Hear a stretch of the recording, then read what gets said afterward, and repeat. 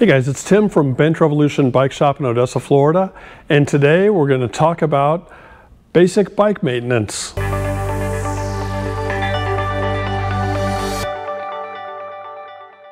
going to show you how to put together a quick collection of inexpensive tools to do all the basic repairs your bike is going to need now that you've got it. You don't have to be real handy with tools, but if you have the right tools, you can do most jobs on your bike.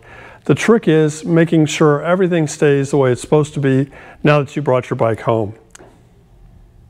One of the biggest problems we see is underinflation.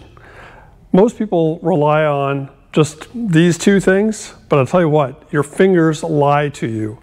They are never accurate. So you may go up to your bike and go, yeah, I'm not touching the other side of my finger, so must be okay. There's still some pressure on the tire, but you need to have the exact right pressure to make sure that everything is operational. So let me show you how to do that. Get rid of these.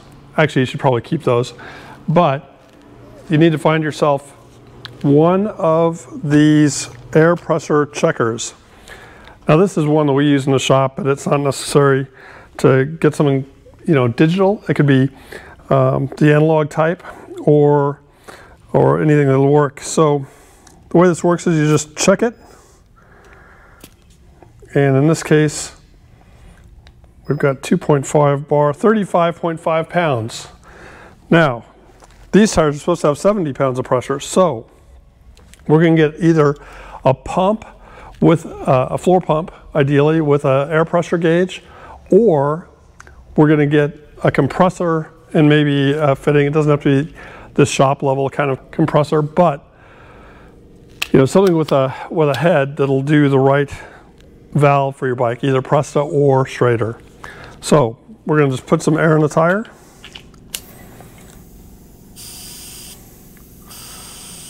Right up to 70 in this case, and put the cap back on, and we'll just do the rest of the tires at this point. While we got the compressor out, we'll just check them all. That one was fairly low. This one's fairly low. What a shock. They all are about the same.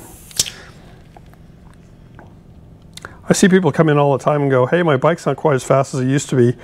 Why is that? And the reason is, a lot of times, is that they've not put any air in their tires, and the tire has lost air over time.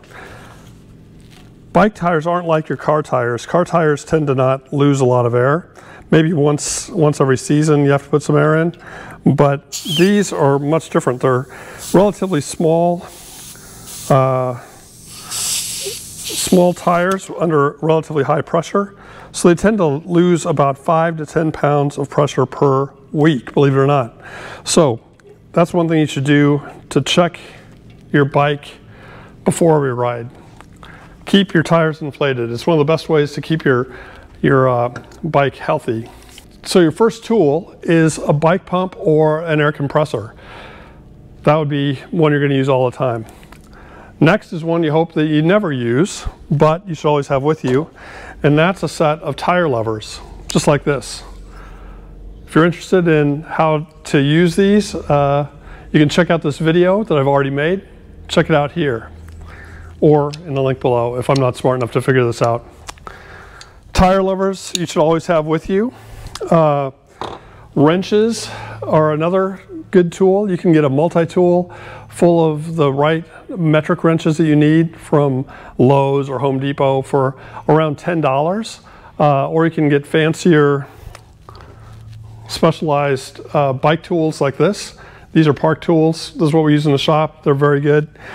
If you've ever hung out at the shop very much, here you know that I'm always carrying at least one wrench. This one is a Park Tools 3-way wrench, and it has a 4mm, a 5mm, and a 6mm. This can do pretty much everything that you need to do on your bike that could be loose. There's a few things, like these are 3mm bolts, but the water bottle cages are generally 5, something like that. These king post bolts also are a 5. So to adjust the king post, you can do that with that. Make sure everything's tight. Let me see if I can find a 4mm that would be. Oh, these are accessory bars and stuff like that are usually a 4mm, so we'll tighten those up. Occasionally you may need something that's a wider range of tools, but most of the time this 3-way is going to work for you. So here's an example of something that could be needing an adjustment with a 3mm, something like a mirror. This one happens to be a 3mm, and so all these could use a 3mm, but it's not common you'd need to adjust that. Another one that isn't common, but you might see at some point, is like an 8mm. Some pedals need to be tightened with an 8mm wrench. So this goes right in there, and then you can make sure it's good and tight. Here's a fun tip: you can really not over tighten pedals. Another thing you may not know about pedals is they tighten toward the front of the bike and loosen toward the back. So the left pedal is reverse threaded. Another great tool that you could put in your beginner toolbox is a chain checker. A lot of people have a chain checker that looks like this. This is just a standard park tool chain checker where you put the one side into a gap and then you measure it with the other side, and if it fits in, there's nothing wrong with the chain. So in this case, yeah, there's nothing wrong with this chain because it's a brand new chain. This is another sort. This is the kind we use. It's a little bit more professional.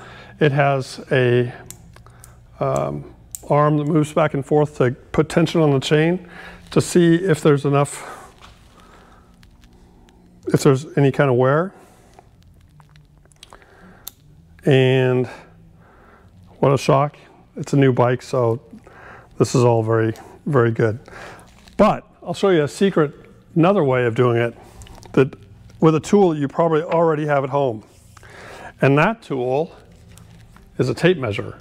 So how this works is you pull out your tape measure, you line it up with the one, I like to use the one, in the middle of the link line.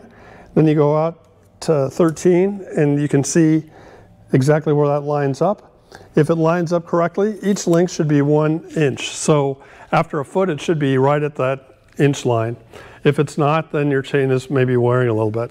Before you worry about chain wear though, you should probably worry about chain cleanliness. So you do keep your chain clean, right? If you don't know how to do it, I'm sure I would have mentioned it to you before, but here's how to do it. We don't use any like fancy, expensive equipment. It's all stuff you can pretty much make yourself. So what you're going to need is a rag. This one's a little on the dirty side already, so we'll use that. We'll get a cleaner bit to it. There we go. And then we're going to use a little solution of Dawn dishwashing liquid. We're going to put like maybe just a tiny, tiny bit at the bottom of this, and then fill the rest up with water. And what this does is gives you a really light, soapy solution that you can, it's great for cleaning your bike frame, your rims. It won't leave a residue. Everything can be cleaned with this. But what we like best about this is it's great for cleaning chains. So here's how you do it. You get the back end of your bike off the ground, and you could do that with just a stand like this, of course, or you could put a box, or I've seen people do like a towel and a cinder block and prop up the back end. As long as that back wheel can move, that gives you room to work. So what we're going to do is we're going to go backwards. We're going to give the chain just a good soaking, not being too particular where I'm spraying this stuff. So yeah, it's probably not a good idea to do this in your living room, but you know, in a garage or outside or whatever is a great place to do that. So now that I've got this really soaked, we're going to let that go for a minute, and we're going to wipe off the excess. If you have something that's really greasy or needs further cleaning, we use a diluted solution of the citrus cleaner that you can get at the Home Depot or Lowe's or your favorite hardware store or whatever. And we use this for getting like more heavy duty cleaning done. So if it's really greasy, that's something that we would use that for. So now that we've got it all sprayed down, what we're going to do is we're going to wipe as much of the stuff off as possible. So the way I'm going to do that is just going to hold the chain between the rag, between my fingers, and just kind of run it backwards. And that's going to wipe off a lot of this stuff. You want to kind of try and work your fingers away around the outside of the chain and kind of pinch at different points to make sure that the whole thing gets nice and clean. Otherwise, you know, you don't want to continue with a dirty bike. I find that clean chains make the bike much more enjoyable to ride, and a clean bike always makes you feel better when you ride it. So keep your bike chain clean and keep your tires inflated. So the reason why I'm so adamant about cleaning chains is that if you let it get dirty and greasy and gross, then that tends to pick up onto all the other parts, especially your cassette. So if your cassette gets greasy and gross, then it's going to pick up all the little bits of abrasion that we have around here called sand, and then that wears out parts faster. So really you're saving yourself money by keeping everything clean. We've already got quite a bit off the chain already. So I'll just give it another quick wipe to get 90% of it off. And then it's time to put some lube on the chain. We use this Epic Ride Lube. It's got a little bit of wax in the bottom of it, but if you give it a shake, it kind of puts it into suspension. And then what you do, a lot of people over lube their chain, so we're not going to do that. We're going to keep pedaling backwards, and we're going to drop it right on those rollers that make up the link. So the rest of the chain doesn't really need it, it's just that pivot point that really needs the lubrication. And the way to do this is not to like squeeze it or anything, just kind of hold it on where those links go by and just let it bounce on the chain a little bit. So I'm not squeezing it, I'm just letting it bounce into that link.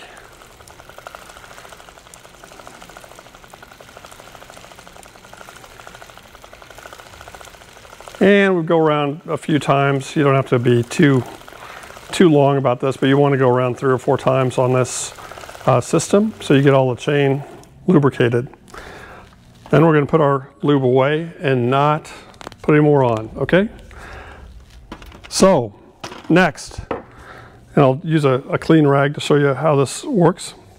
I'm going to let this sit for a little bit, and while that oil and lube is soaking into the link, it's going to start pushing some stuff out and it's going to get dirty again. So what we're going to do is we're going to wipe off the excess after maybe a few minutes. So let's wait a few minutes.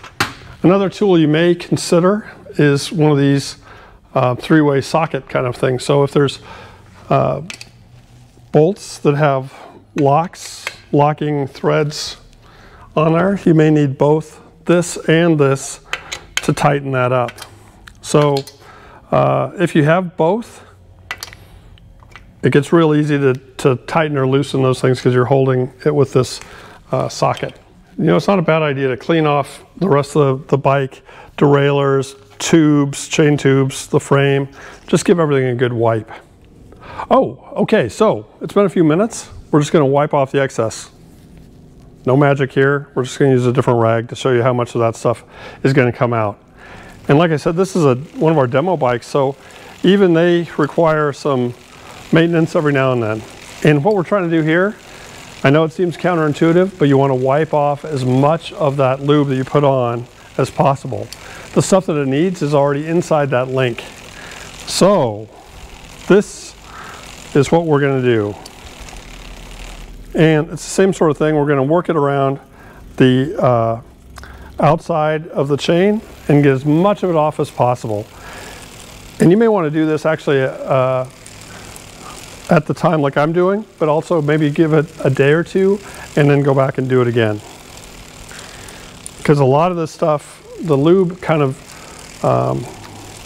forces a lot of dirt out of the system, and that'll come out over time. It kind of like leaches out of the chain a little bit.